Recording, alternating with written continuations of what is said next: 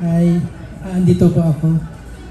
Naniniwala ako na maganda yung timing ng movie nyo kasi mataas ngayon ang interest sa mga Thai movies. Especially may nag-hit na Thai movie recently at susundan pa. A horror movie too? Ano siya, drama. Pero at least yung interest sa Thai movies mataas ngayon. So, I'm sure magiging magandang resulta nitong Kumantong. Anyway, yung question ko, kanina nabanggit mo, Sylvie, na kaya din to ginawa ni Sian kasi meron siya mismong kumantong. Ang kumantong ay isang amulet na inaalayan, di ba, para magbigay sa yung swerte. May mga kwento ba siya sa'yo about it? Or may mga tinanong ka about it? Hindi po. Nagkwento lang po siya before kami umalis papuntang Thailand. Kasi gusto din niya kwento bakit kumantong ang gusto niyang gawin. Sa ngayon po, ginagawa na siyang amulet po. Marami na po siyang sizes, shapes, hindi lang baby. Marami na po, kung ano-ano po, merong ganyan kaliit, may ginagawang kwintas and all that. Sabi po niya, I think meron siyang iba-ibang sizes and all that. And I think naniniwala siya na lucky charm tong mga kumantongs na to. Pero syempre, dahil may ibang kwento, yung mga dating kwento, or kwento pa rin, may mga nangyari in the past na ang kumantong pwedeng makapagpabalik ng taong nawala na. Na yun ang ginamit po namin sa story. Okay, eto bang movie na to, napagkwentuhan niyo din kung bakit ang piniling kunan ng inspiration ay sa Thai culture imbes na Filipino? I think, kasi the idea the kumantong itself po is really a Thai, isa sa religion po talaga nila, nag-originate to. And I think si Sian, dahil napunta nga sa Thailand and he has collections po, doon niya talaga kinuha. Pero yun nga, as Filipino actors, na pumunta kami doon, di ba? Ang galing kasi parang nagawan niya ng kwento kung paano niya magagawa ng storya. Yung Thai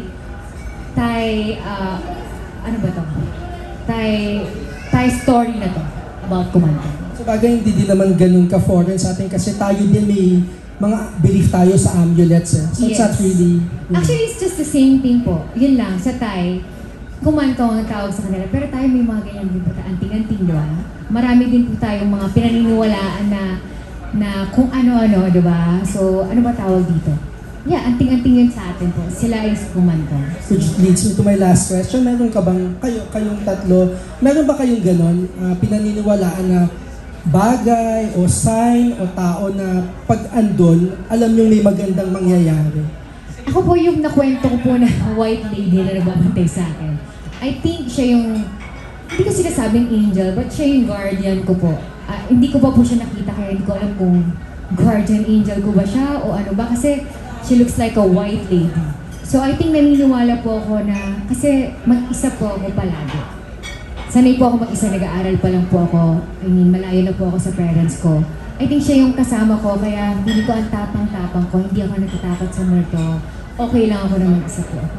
Pero paano mo nalamang andyan siya? Mga kaibigan ko po. And through my ex-boyfriend na dinrowing siya. Kasi ayaw ko maniwala. And my friends, and dati po nakakondo po ako, yung nagbabantay po sa kondo, ilang beses niya na nakita. Noong una ayaw ko maniwala, pero nung madami na po nagsabi sa akin at iisa lang sinasabi na sa akin itsura, naniwala na po. Kay Althea and Emmanuel, naniniwala ba kayo na may mga bagay na nakakapagbigay ng swerte, mga signs o mga tao sa buhay niyo? Ako po, I believe in Jesus po. So talagang sa kanya po ako nakasupport, thanks po ako sa mga binibigay niya po na blessings. Meron po, ito pong bracelet po na to, lagi ko po itong suot. Kasi, with this, I think, ginaguide niya po ko. You know, I think na, it makes me feel na He's in my presence po, na may parang, angel, na para i-guide po ko, and not put me into any harm. So, yun po. Yeah, every night po, nagpe-pray po ako ng novena. And yun po. Ano yung bracelet? Rosary bracelet ba? Yes po, isa po siya rosary bracelet. Yeah, there's a cross po. Thank you, Emmanuel. Ano po naman po,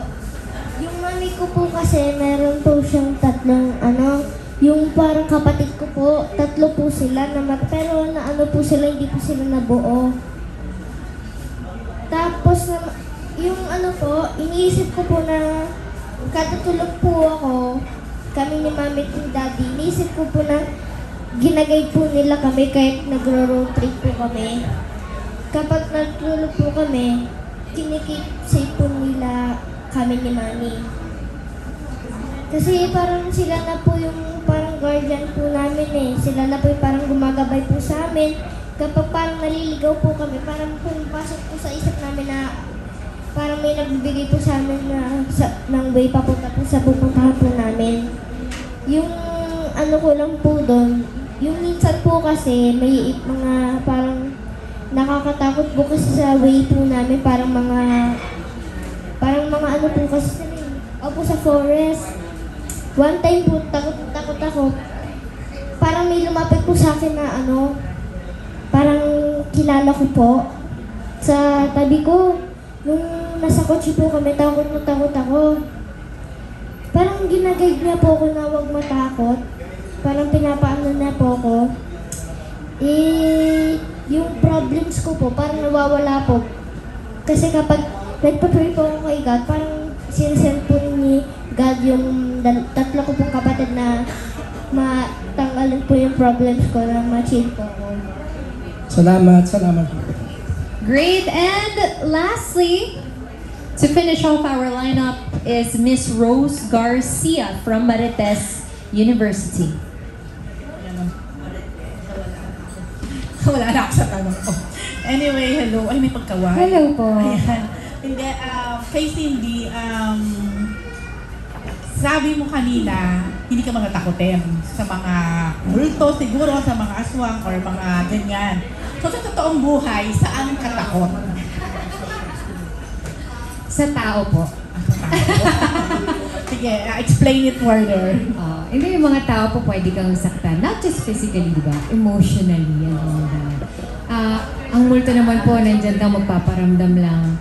Pwede mong labanan kung gaano kakatapang, di ba? Kasi I think harmless naman. They're like souls, I think.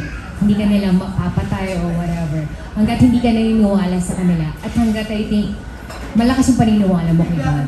I think sobrang po talaga yung paniniwala ko kay God. Kaya kahit mag-isa ko, or may kasama ko, feeling ko may multo akong kasama, I'm okay. Pero sa tao po, yun nga, pwede ka nilang saktan, di ba? Physically, emotionally, or kung ano man. So, mas natakot po ako sa tao. Ay, totoo naman yan. Ayan.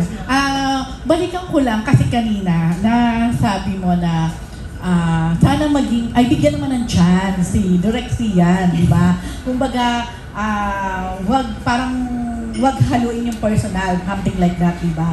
Ikaw ba, nakikita mo ba o nafe-feel mo na somehow yung mga naging pinagdaanang issue ni Zian lately, pwedeng maka-apekto sa movie or sa pagtanggap ng manonood? Well, nakikita ko po kasi, nakapagbasa ako ng ibang comments. Somehow, maybe, yung mga tao nandun sa online na naniniwala, di ba? Depende naman po talaga yan kung maniniwala sila o hindi. Pero sa akin lang po talaga, kahit nakakalungkot man yung mga pangit na negative comments po na nababasa ko, sana naniniwala po kung maganda yung movie eh. Sana yun pa rin po talaga yung mangibaba sa mga tao. Sana hindi sila maapektuhan ng mga issues na siyan. Sana panoorin nila tong movie namin. Kasi siyempre, di ba po, kailangan talaga natin supportahan yung Pinoy movies po. Lalo na collab natin ng Thai production dito. Diba, nakaka-proud po. Nagmuha tayo ng movie with Thai actors. Napaka-thankful ko po. Napaka-proud ko po na nakapagtrabaho sa Thailand with Thai actors and this kid. Sabi ko nga, nakaka-proud yung movie. Sana panoorin nila. Sana bigyan nila ng chance. Sana hindi nila makita si Sian kung ano man yung negative na issues. Kasi hindi natin alam yan kung totoo po yan or hindi, diba? So sana bigyan natin siya ng chance sa pagiging director niya. Kasi this is his 3rd movie. Hindi naman siya gagawa kung hindi siya okay as director. At sinabi ko nga po kanina, naniniwala ako kay Sian as director. Nakita ko po talaga yung potential niya na maging magaling na director someday. At sana talaga, hindi maka-apekto yung yung mga bad na, issues na yan, mga negative comments sa mga tao na yan. Sana makita nila yung ganda ng movie. Nakaka-proud. This is a Thai, Filipino horror film. Sana supportahan po ng mga Pinoy. Anyway, umamin naman na si Zia na in a way, he's inspired or he's sa department ng love ay okay siya. Nung ginagawa niyo ba itong movie na to, nakita mo ba yun sa kanya na masaya naman siya, inspired? Kasi parang... Yes, I think that one is really true po. Sabi ko nga po, napakagaan ng set namin. Kahit horror, kahit very dramatic po kami, para kami hindi gumagawa ng horror. Kasi wala po kaming na-feel talaga na, alam mo yon, na mabigat from director. Ibang-iba, alam mo yung bagets na bagets. Nakita mo po yung mga photos niya, di ba? Yung mga OOTDs niya, di ba? Naka-get up pa talaga siya kahit sobrang init.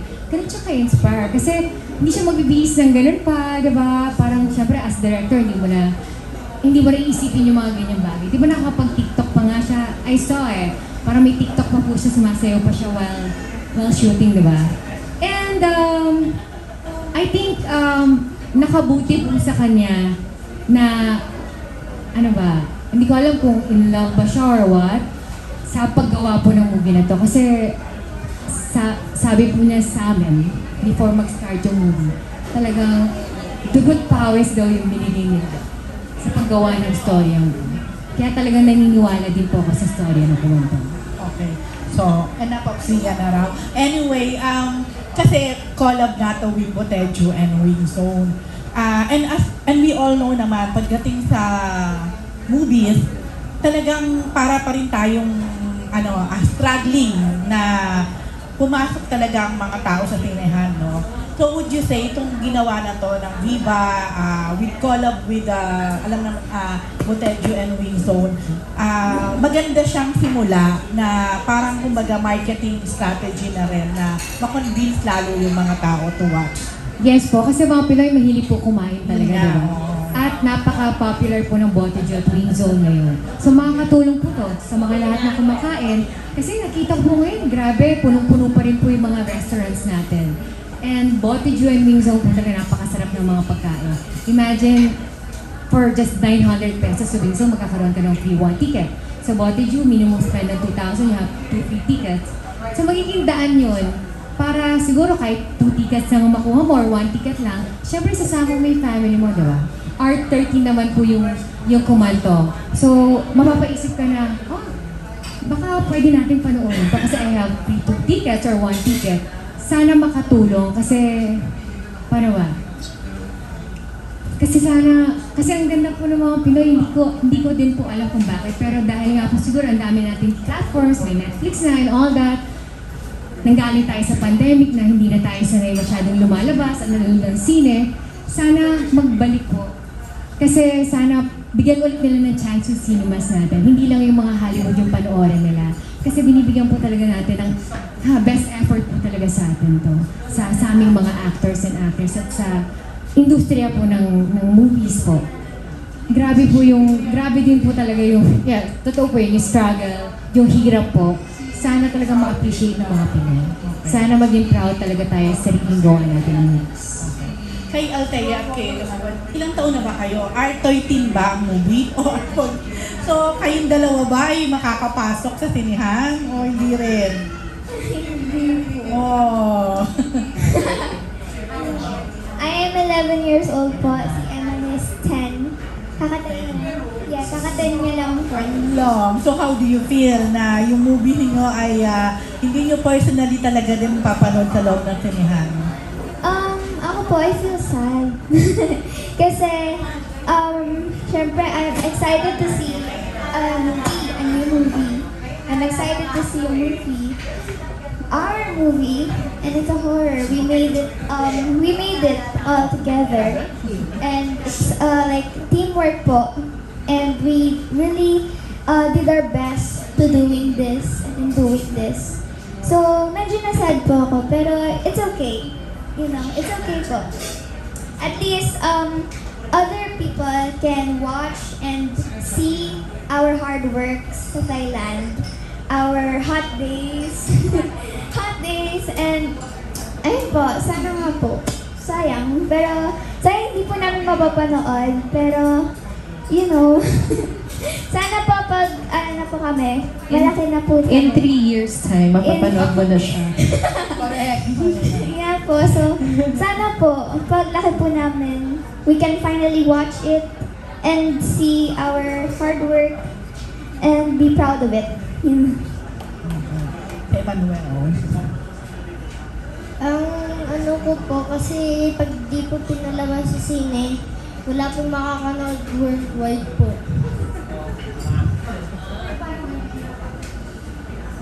So, hindi ko po mapapanood. Okay lang po yun. Kasi kung pinalabas po sa Netflix o sa YouTube, mapapanood pa rin po. Wala din sesa yung R13. Oh, yun na. Okay, sige, thank you and good luck.